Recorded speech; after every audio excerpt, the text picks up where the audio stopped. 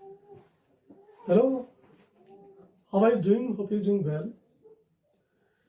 आज हम लोग फिर से वही टॉपिक लेकर के आ गए, वॉइस का। जैसा कि पिछले वीडियो में हम लोग ये सीख चुके हैं कि पैसिव वॉइस कैसे बनाते हैं, कितने टेंसेस की पैसिव वॉइस बनती है और कितने टेंसेस की पैसिव वॉइस नहीं बनती है, क्या इसका स्ट्रक्चर होता है और कैसे इनको हम लोग जो है ट्रांसफॉर्म करते हैं सेंटेंसेस को, है ना। आज के वीडियो में हम लोग इसका कुछ ट्रिक्स है, कुछ कॉन्सेप्ट है, उसको क्लियर करेंगे और उसके बाद में एग्जांपल्स को करके बेहतरीन तरीके से समझेंगे कि कैसे एक्टिव वॉइस को पैसिव वॉइस में चेंज करते हैं। अंडरस्टैंड? चलिए शुरू करते हैं वीडियो को। जैसा कि हमने पिछले वीडियो में बताया था कि कुछ इस प्रकार से हम लोग जो है यानी पढ़ेंगे। जैसे हमने बताया था कि 12 टेंसेस होते हैं। कितने होते हैं? 12 टेंसेस होते हैं, है ना, जिनमें से आपका 8 टेंसेस का पैसिव वॉइस बनता है और 4 का नहीं बनता है। 4 का पैसिव वॉइस नहीं बनता है ना। ये चीज हम लोगों ने क्लियर करी थी। क्या इसका स्ट्रक्चर होता है? यानी जितने भी टेंसेस होते हैं ये 12 के 12, ये जो 12 टेंसेस होते हैं ये सारे के सारे एक्टिव वॉइस होते हैं। क्या होते हैं? एक्टिव वॉइस होते हैं। इनमें सब्जेक्ट जो होता है वो एक्टिव होता है, इसीलिए इसको एक्टिव वॉइस कहते हैं। यहाँ पे यानी टेंस में सब्जेक्ट जो है यानी डूअर जो है वो सबसे पहले होता है ना। इसका स्ट्रक्चर क्या होता है? सब्जेक्ट के बाद में हम लोग कोई हेल्पिंग वर्ब लगा देते हैं, उसके बाद में वर्ब की कोई भी फर्स्ट, सेकंड, थर्ड, फोर्थ या फिफ्थ कोई भी वर्ब की कोई भी फॉर्म लगा देते हैं, है ना। और उसके बाद में हम लोग ऑब्जेक्ट लगा देते हैं, ठीक। और ये हमारा टेंस हो जाता है। क्या हो जाता है? कोई सेंटेंस हो जाता है। समझे बात? ये है हमारा एक्टिव वॉइस यानी टेंस का स्ट्रक्चर, सेंटेंस का स्ट्रक्चर है ये। समझे बात? ये सेंटेंस का स्ट्रक्चर है और हम लोग टेंस को ही एक्टिव वॉइस भी कहते हैं, है ना। टेंस को ही एक्टिव वॉइस भी कहते हैं। समझ में बात? तो ये चीज हमारी समझ में आ गई कि 12 के 12 टेंसेस जो हैं वो एक्टिव वॉइस होते हैं, है ना। अब एक्टिव वॉइस को पैसिव वॉइस में कैसे चेंज करते हैं, क्या उनके रूल्स होते हैं, क्या ट्रिक्स हैं, कॉन्सेप्ट क्या है, इसको हम लोग क्लियर करते हैं। उसके बाद में आगे बढ़ते हैं, राइट।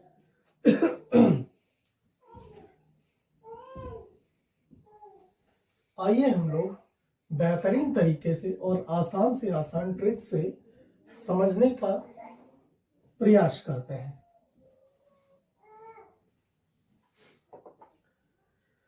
देखिए एक कॉन्सेप्ट है,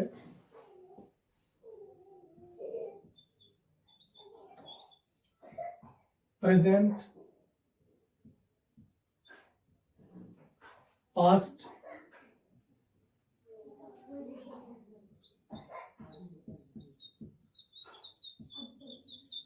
कंटिन्यूअस,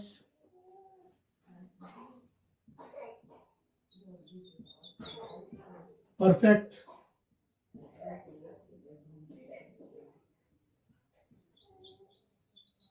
फ्यूचर। ये बहुत ही इंपॉर्टेंट कॉन्सेप्ट है, ट्रिक समझ लीजिए। अगर इतनी चीज आपकी समझ में आ गई तो आज से वॉइस का कॉन्सेप्ट आपका बिल्कुल 100% क्लियर हो जाएगा। 100% क्लियर हो जाएगा, ठीक है। इन चीजों को अगर आपने बेहतरीन तरीके से समझ लिया इस कॉन्सेप्ट को, तो आपका वॉइस जो है बिल्कुल क्लियर हो जाएगा। वॉइस का चैप्टर क्लोज कर देंगे आप। पूरे कंसंट्रेट के साथ में इस वीडियो को देखना है और कॉपी पेन लेकर के बैठना है आपको। अंडरस्टैंड? ये प्रेजेंट है, पास्ट है, कंटिन्यूअस है, परफेक्ट है और फ्यूचर है ना। प्रेजेंट का मतलब यहां पर है आपका सिंपल प्रेजेंट। क्या मतलब है? सिंपल प्रेजेंट, है ना। प्रेजेंट का कोई सा भी जब टेंस होगा और उसको हम लोग जब पैसिव वॉइस में चेंज करेंगे तो जाहिर सी बात है हेल्पिंग वर्ब हम लोग यहां पर जो है इज, एम, आर का यूज करेंगे। अंडरस्टैंड? प्रेजेंट टेंस को जो है हम लोग जब पैसिव वॉइस में चेंज करेंगे तो helping verb is, am, are का यूज करेंगे। समझे ना। और इसके बाद में हम लोग V3 यूज करेंगे।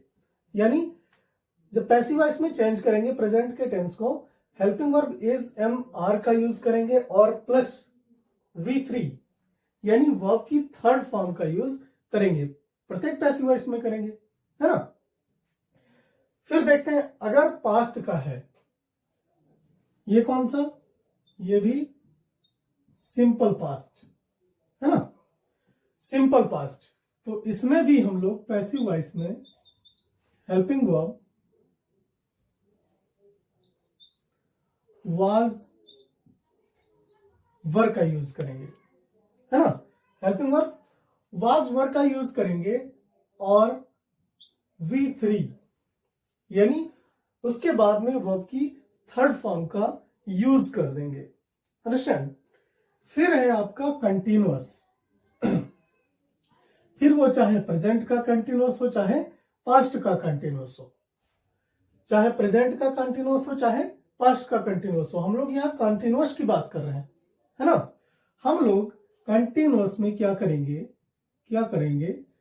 BEING, बीइंग का यूज कर देंगे, है ना।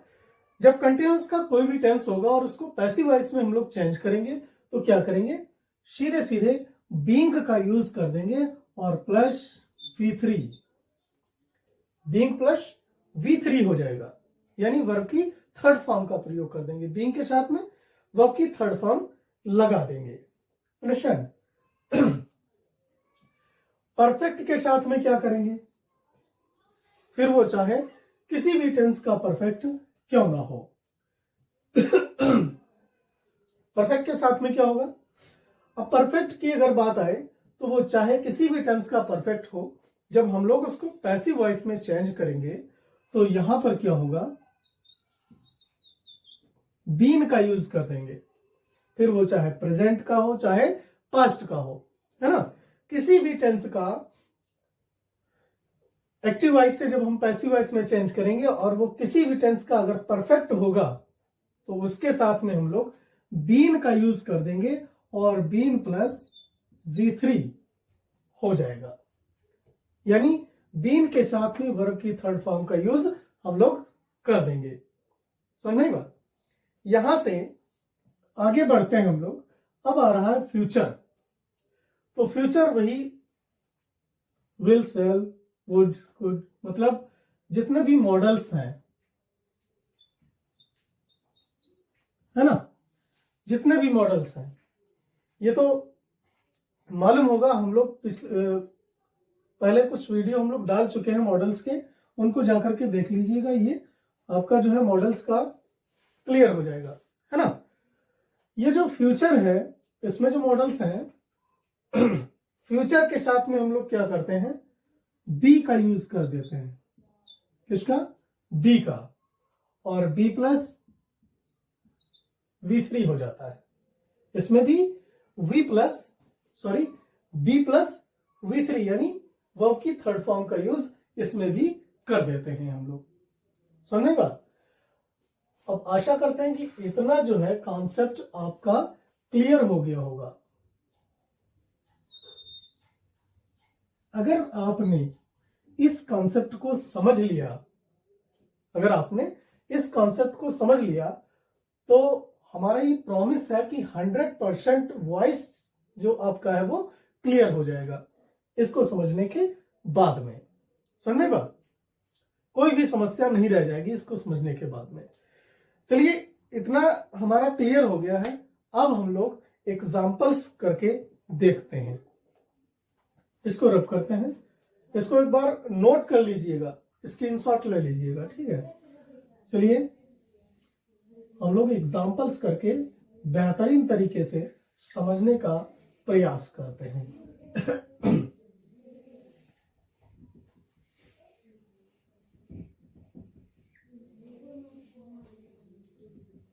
इसको नहीं मिटाएंगे क्योंकि ये प्रॉमिस है। अगर आपने वीडियो को पूरा वॉच किया और इस कॉन्सेप्ट को समझ लिया तो वॉइस का खात्मा कर देंगे। यानी वॉइस जो है आपका ये 100% क्लियर हो जाएगा। सुनिए बात, आइए सबसे पहले हम लोग प्रेजेंट को देखते हैं।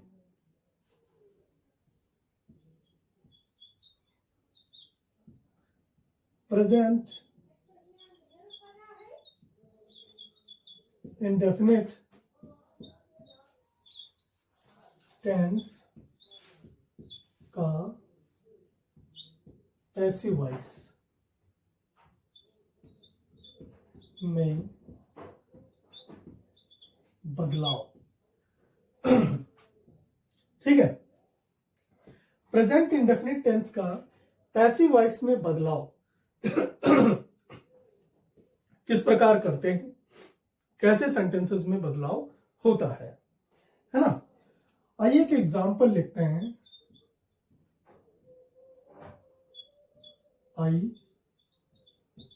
Read a book. I read a book.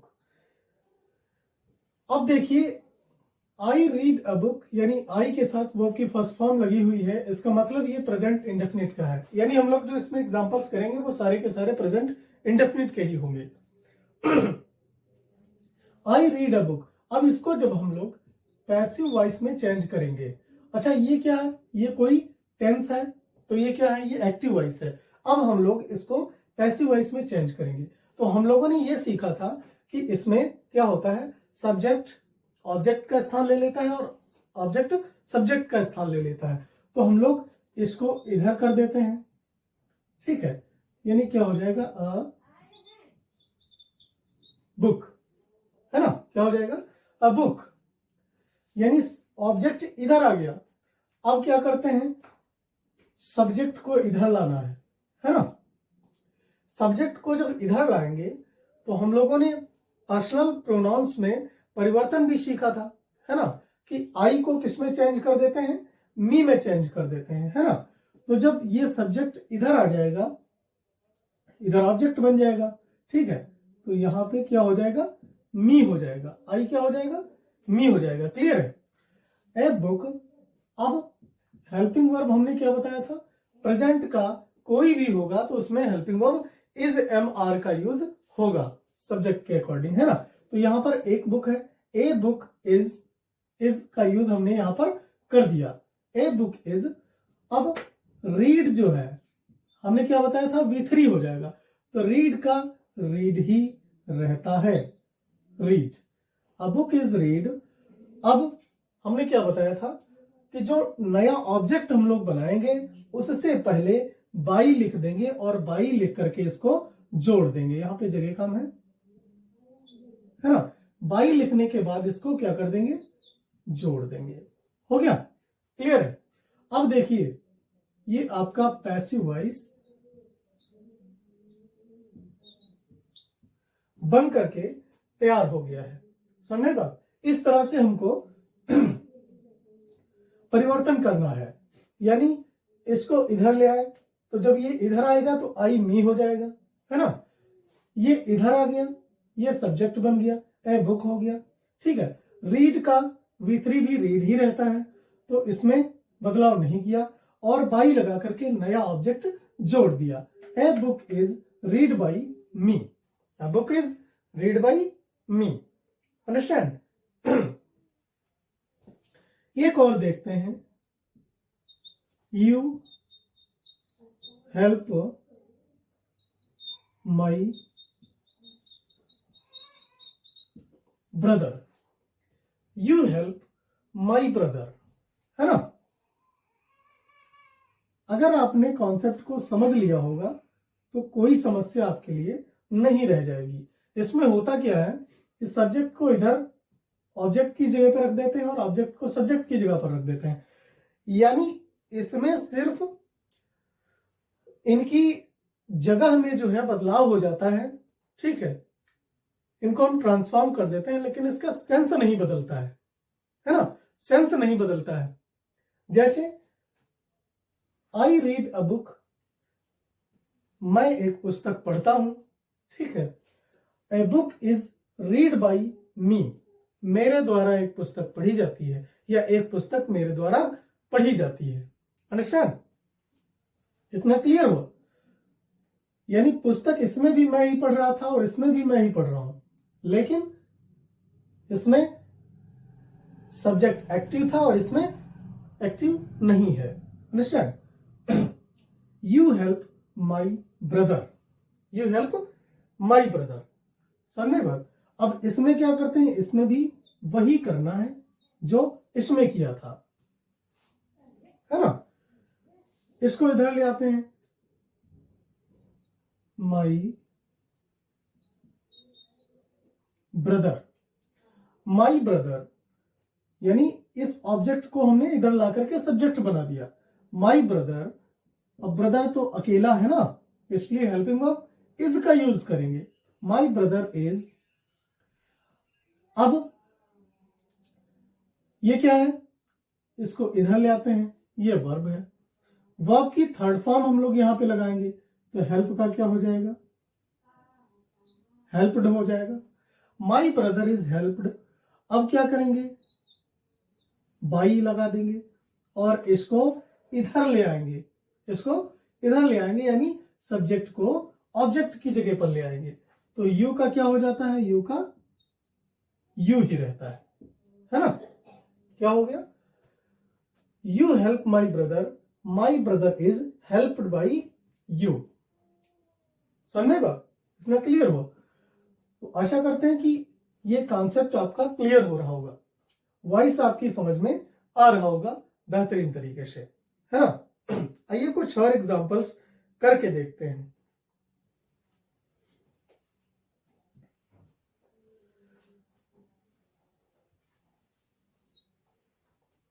इसको रब करते हैं, इतना क्लियर हो गया होगा आपका। बहुत ही आसान भाषा में और आसान तरीके से, ये आसान टिप्स हैं, इनको नोट भी करते रहिएगा।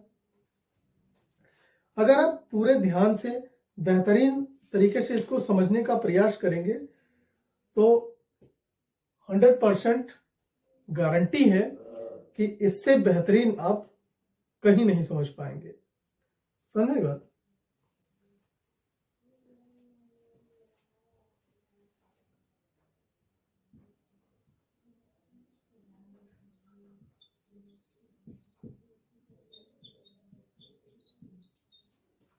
Ram plays hockey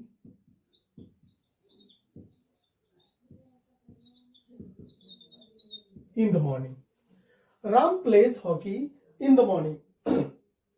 यानी इस प्रकार का जब कोई सेंटेंस आ जाता है तो कहते हैं समस्या खड़ी हो जाती है कि अब अरे इसमें तो बहुत बड़ा सेंटेंस है, Ram pledge hockey in the morning भी है, इधर हॉकी भी है, बहुत चीजें हैं, तो अब इसको हम लोग कैसे ट्रांसफॉर्म करेंगे, कैसे चेंज करेंगे पैसिव वॉइस में, बड़ी दिक्कत आ गई। जबकि इसमें भी कुछ नहीं होता है, इसमें भी कुछ नहीं होता है। जैसे कि आप देख रहे होंगे कि जो इन द मॉर्निंग लिखा हुआ है, ये जो मेंबर्स हैं इधर के, ये आउट ऑफ फैमिली हैं, ये फैमिली से बाहर के मेंबर है, तो इनको हम लोग घर के अंदर जगह नहीं देंगे, चाहे वो जैसे भी हो, है ना। इनको हम लोग घर के बाहर ही रखेंगे, इनसे हमको मतलब नहीं है। जब तक आपका फोकस इस पे रहेगा तब तक आप इस टेंस को जो है पैसिव वॉइस में चेंज नहीं कर पाएंगे, है ना। आपको फाइंड क्या करना है, आपको मतलब किससे है, आपको मतलब है अपने सब्जेक्ट से, ठीक है, और आपको मतलब है ऑब्जेक्ट से। तो आपको सब्जेक्ट और ऑब्जेक्ट फाइंड करना है पहले। इन चीजों से मतलब आपको नहीं है, क्योंकि इनमें ना कोई आपका सब्जेक्ट है और ना ही ऑब्जेक्ट है। अंडरस्टैंड? इसमें हमको उलझना नहीं है। यहां से हम लोग सब्जेक्ट फाइंड करते हैं और ऑब्जेक्ट फाइंड करते हैं। तो यहां पे सब्जेक्ट क्या है, राम है, और हॉकी क्या है, हमारा ऑब्जेक्ट है। अंडरस्टैंड? अब इसमें हमको मिल गया है सब्जेक्ट और ऑब्जेक्ट, तो इनके जो प्लेसेस हैं, जो जगह है इनकी, उनको हम लोग चेंज करते हैं। Subject takes the place of object and object takes the place of subject. हम लोग क्या करते हैं, इसको इधर ले आते हैं, क्या लिखते हैं, हॉकी, ठीक, हॉकी लिख दिया। अब क्या लिख दिया, इज, हॉकी इज, है ना। क्योंकि अब हॉकी सब्जेक्ट हो गया, अब हॉकी सब्जेक्ट हो गया, इधर आ गया, है ना। हॉकी इज, अब इसका भी थ्री हो जाएगा, प्ले का क्या हो जाएगा, प्लेड हो जाएगा, हॉकी इज प्लेड। अब ये सब्जेक्ट है, इसको इधर ले आते हैं, by Ram, hockey is played by Ram, Ram pledge hockey, hockey is played by Ram. और ये जो मेंबर्स हैं ये आउट ऑफ फैमिली हैं, इनको अब क्या करते हैं, एज इट इज रख देते हैं इन द मॉर्निंग। बताइए कोई समस्या हुई? ऐसे टेंसेस को चेंज करने में कोई समस्या नहीं होती है ना। मतलब हम लोग अगर फालतू की चीजों में उलझ जाते हैं, बाहर के लोगों में उलझ जाते हैं, तो हम लोग सेंटेंस को गलत कर देते हैं। कई बार बच्चे इसको इधर कर देते हैं, है ना, इनको नहीं लिखना होता है क्योंकि ये अदर वर्ड्स हैं, ये मेंबर्स फैमिली से बाहर हैं, इसलिए इनको हम लोग अगर यहां पे उतार देते हैं तो गड़बड़ हो जाती है, सेंटेंस हमारा गलत हो जाता है ना। तो इतना तो क्लियर हो गया होगा आपका कि अगर अफर्मेटिव सेंटेंस आते हैं तो आप उसको ट्रांसफॉर्म कर पाएंगे, है ना। अगर अफर्मेटिव सेंटेंस आते हैं तो आप उसको पैसिव वॉइस में चेंज कर पाएंगे। चलिए अब देखते हैं अगर निगेटिव आता है तो उसको कैसे करते हैं। अगर निगेटिव आता है तो उसको हम लोग कैसे चेंज करते हैं ये देखते हैं। इतना तो क्लियर हो गया होगा आपका, ठीक है, इसमें उलझने की जरूरत नहीं है, ठीक है। अगर निगेटिव आता है तो उसको हम लोग कैसे ट्रांसफॉर्म करते हैं ये देखते हैं। चलिए इसको मिटाते हैं, चीजों को नोट करते रहना है। इस चीज की गारंटी है कि 100% वॉइस आपका क्लियर हो जाएगा, है ना। इसमें क्या करते हैं, जैसे एक एग्जांपल है, she does not sing a song.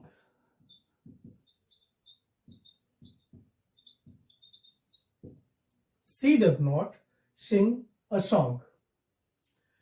इसमें कोई बहुत बड़ा लोचा नहीं है, कोई बहुत बड़ी समस्या नहीं है।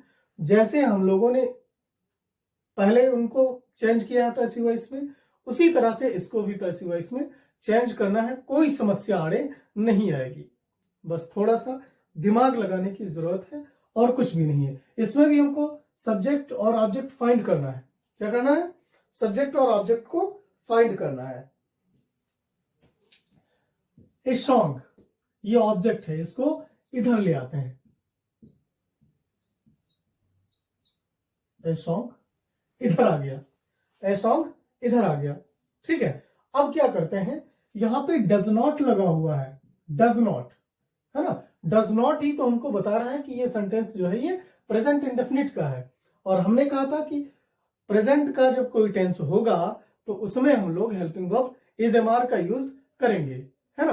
तो इसमें क्या दिक्कत है, इसमें भी कर देंगे, इज हो गया, ए सॉन्ग इज, है ना। यहां पे डज के साथ में जब नॉट लगा है तो भाई निगेटिव है ना, तो हम लोग इसको भी निगेटिव में बनाएंगे या इसको अफर्मेटिव में बना देंगे। हमने कहा था सेंटेंस को जब ट्रांसफॉर्म करना है तो उसका स्ट्रक्चर बदलना चाहिए, मीनिंग नहीं बदलनी चाहिए, है ना। स्ट्रक्चर बदल जाए लेकिन उसकी मीनिंग ना बदले, अर्थ ना बदले। तो यहां पर सेंटेंस का स्ट्रक्चर हमको चेंज करना है, ना कि meaning. Understand.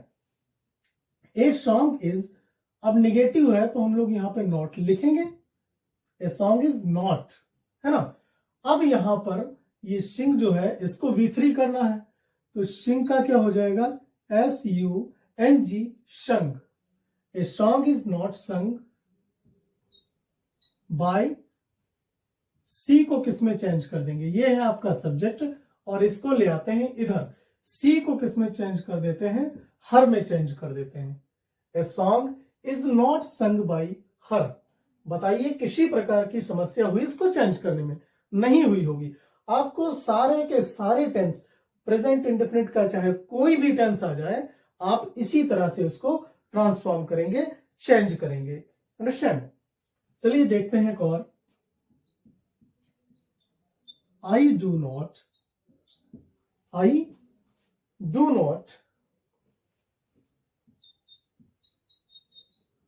play cricket.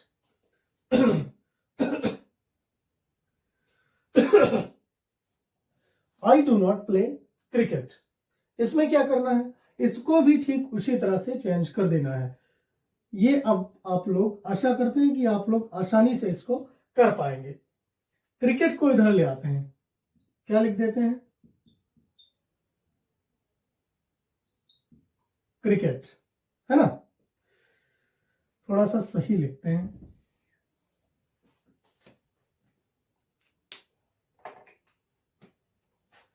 Cricket को इधर ले आते हैं, क्रिकेट। अब इसमें भी हेल्पिंग वर्ब इज का यूज कर देते हैं। क्रिकेट इज,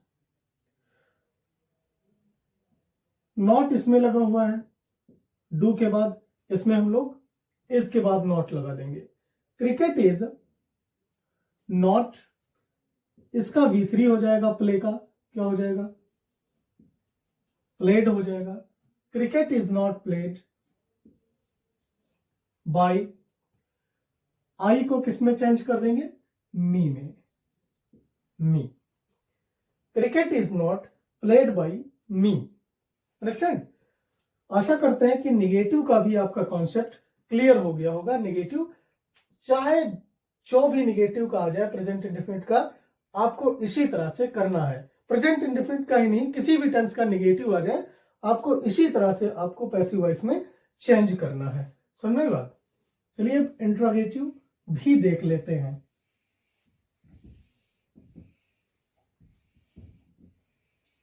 इस तरह से आप चीजों को एक एक करके क्लियर करते हुए चलेंगे। ऐसा नहीं है, इसमें तो हम लोग समझ रहे हैं इसलिए दो दो तीन तीन एग्जांपल्स कर रहे हैं। अभी हम लोग इसका जब रिवीजन करेंगे तो हाई स्कूल इंटरमीडिएट दोनों को मिला करके और उनके मॉडल पेपर से और जो प्रीवियस ईयर में आए हुए हैं उनको भी हम लोग यहां पर लिख करके और एक एक करके उनको चेंज करेंगे, है ना, सीखेंगे। अभी हम लोग यहां पे सीख रहे हैं कि कैसे चेंज किया जाता है इसको। ठीक है, आइए अब इंट्रोगेटिव का देखते हैं।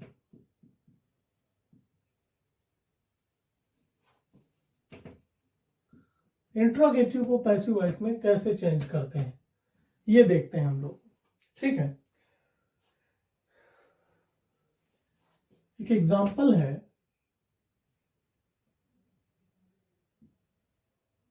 Do you write letter, do you write a letter. भाई हमने ये बताया था कि जैसे ये है वैसे ही उसको भी बनाना है, यानी टेंस का स्ट्रक्चर बदल जाए लेकिन मीनिंग नहीं बदलनी चाहिए। इंट्रागेटिव में सिर्फ आपको ये याद रखना है सब्जेक्ट को ऑब्जेक्ट और ऑब्जेक्ट को सब्जेक्ट को सभी में बनाना है, जैसे सब में बनाना वैसे इसमें बनाना है, ठीक है। लेकिन इसमें जो आपका हेल्पिंग वर्ब रहेगा, जैसे ये इंट्रागेटिव है, इंट्रागेटिव में क्या होता है कि हेल्पिंग वर्ब सबसे पहले आता है ना। फर्स्ट टाइप की बात कर रहे हैं, फर्स्ट टाइप इंट्रागेटिव जो होता है उसमें हेल्पिंग वर्ब सबसे पहले आता है, तो इसमें डू सबसे पहले आया हुआ है ना। तो इसका स्थान नहीं बदलेगा, इसका स्थान नहीं बदलेगा, रूप में परिवर्तन होगा इसके भी, लेकिन इसका स्थान नहीं बदलेगा। इसमें सबसे पहले हेल्पिंग वर्ब डू है, और हम लोग ये जानते हैं कि इसका जब हम लोग पैसिव वॉइस में बनाएंगे तो इज एम आर हो जाता है, तो यहां पे हम लोग क्या कर देंगे, हेल्पिंग वर्ब यहां पर भी सबसे पहले लिख देंगे, है ना, इज, है ना, हो गया। तो हेल्पिंग वर्ब को हम लोग एज इट इज रखेंगे, इसमें कोई बदलाव नहीं करेंगे, इसके रूप में परिवर्तन होगा लेकिन जगह में परिवर्तन नहीं होगा। यहां पे डू सबसे पहले, यहां पर इज सबसे पहले कर दिया है ना। अब क्या कर देंगे, अब वही काम जो पहले के सेंटेंसेस में करते आए हैं। कोई भी बड़ी बात नहीं है इंट्रागेटिव में, इंट्रागेटिव में कोई बड़ी बात नहीं, आपने देख लिया। सिर्फ हेल्पिंग वर्ब को सबसे पहले उसमें थी, इसमें सबसे पहले करना है, बाकी वही काम करना है जो सब में किया है हम लोगों ने, है ना। इसको इधर ले आते हैं, is letter, is a letter. अब इसको यहां ले आते हैं, V3 हो जाएगा, इज अ लेटर। राइट क्या हो जाएगा, रिटन बाई, यू को यू में चेंज कर देंगे और क्वेश्चन मार्क लगा देंगे, अंडरस्टैंड, क्योंकि ये भी इंट्रागेटिव था और ये भी इंट्रागेटिव है। Is a letter written by you, समझे बात।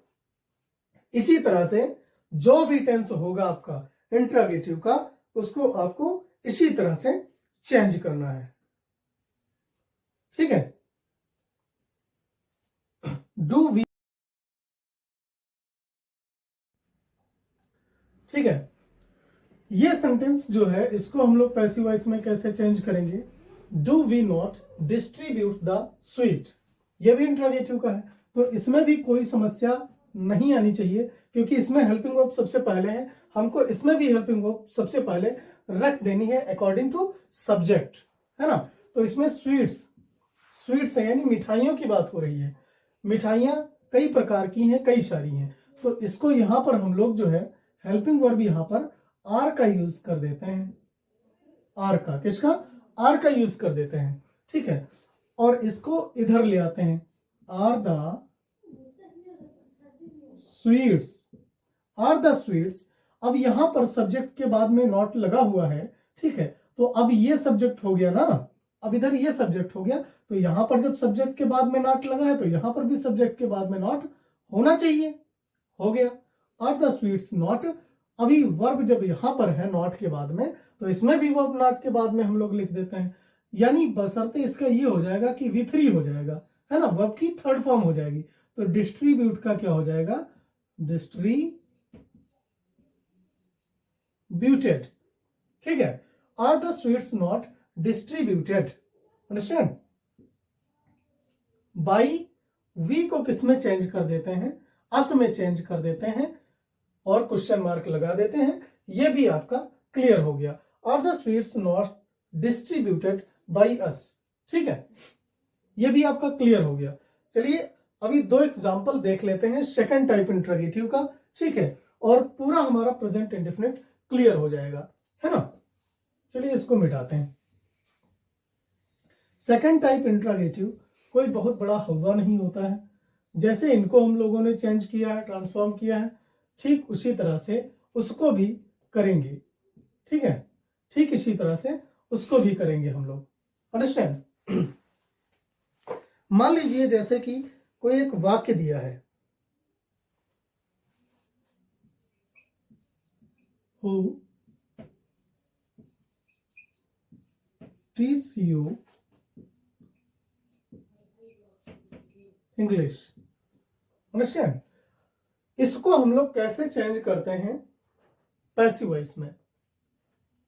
इसको हम लोग दो तरीके से चेंज कर सकते हैं। कितने तरीके से? दो तरीके से चेंज कर सकते हैं। इसमें हम लोग लिखेंगे बाई होम, बाई होम, ठीक है। यानी इसमें बाई सबसे पहले आ गया, है ना। दो तरीके से इसको हम लोग बना सकते हैं, बाई होम। अब क्या करेंगे, हेल्पिंग वर्ब इज का यूज कर देंगे, ठीक है। बाई होम इज इंग्लिश, ठीक है। टीच का क्या हो जाएगा, थर्ड फॉर्म टाट हो जाएगा, टाट, ठीक है। TAUGST। By home is English टाट टू यू, अंडरस्टैंड। एक तरीका ये हो गया आपका इसको पैसिव वॉइस में चेंज करने का, ठीक है। और एक तरीका और है, उसमें भी हम लोग बाई होम सबसे पहले लिख देते हैं, ठीक है। क्या लिख देंगे, बाई होम आर, क्या कर देंगे, बाई होम आर। आर हमने लिखा तो आप समझ गए होंगे कि यहां पर क्या आने वाला है, यू आने वाला है। By home are you,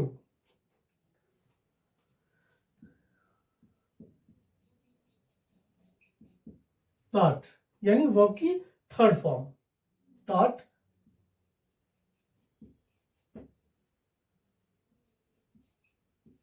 English, ठीक है। बाई होम आर यू टाट इंग्लिश। इस तरीके से हम लोग इन टेंसेंस को चेंज करेंगे, है ना। इस तरीके से इनमें हम लोग चेंजेस करेंगे, समझ रहे हो। चलिए अगले वीडियो में हम लोग आगे का कॉन्सेप्ट क्लियर करते हैं और प्रेजेंट के और जो है उनको चेंज करने का काम करेंगे, ठीक है। तो इतना कॉन्सेप्ट आपका क्लियर हो गया होगा। हम आशा करते हैं कि अगर आपने इसको बेहतरीन तरीके से पढ़ लिया जैसे मैंने बताया है, ठीक है, कलम कापी लेकर के उसको नोट कर लिया, तो आप 100% आपका वॉइस का चैप्टर क्लोज हो जाएगा, क्लियर हो जाएगा। आप वॉइस को बिल्कुल क्लोज कर देंगे, समझ लीजिए उसका सुपड़ा साफ हो जाएगा, अंडरस्टैंड। चलिए मिलते हैं नेक्स्ट वीडियो में, तब तक के लिए थैंक्स।